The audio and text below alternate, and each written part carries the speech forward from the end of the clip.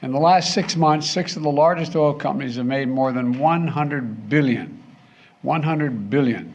And we had a little discussion about this, the three of us and others. 100 billion in profits in less than 200 days. That's not bad. And here's why this matters. I think it's outrageous what the size of the profit. Here's why it matters. If these companies were making average profits they've been making by refining oil over the last 20 years, instead of the outrageous profits they're making today, and if they passed the rest on to the consumers, the price of gas would come down around an additional 50 cents. If they're investing their profits at historic rates in their U.S. operations, then America would be producing more oil today, and prices would be down even further. But rather than increasing their investments in America or giving American consumers a break, their excess profits are going back to their shareholders and they're buying back their stocks, so the executive pays are going to skyrocket. Give me a break. Enough is enough.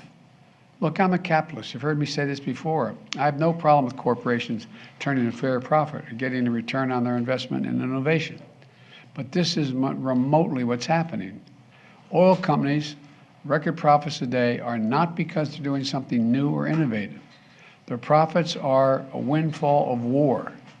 The windfall from the brutal conflict that's ravaging Ukraine and hurting tens of millions of people around the globe. You know, at a time of war, any company receiving historic windfall profits like this has a responsibility to act beyond their narrow self-interest of its executives and shareholders. I think they have a responsibility to act in the interest of their consumers, their community, and their country. To invest in America by increasing production and refining capacity, because they don't want to do that. They have the opportunity to do that. Lowering prices for consumers at the pump. You know, if they don't, they're going to pay a higher tax on their excess profits and face other restrictions. My team will work with Congress to look at these options that are available to us and others. It's time for these companies to stop war profiteering, meet their responsibilities to this country, and give the American people a break and still do very well.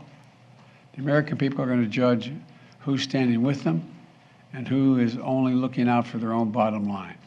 I know where I stand, and I want to let you, I'm going to hear more from me about this when the Congress gets back.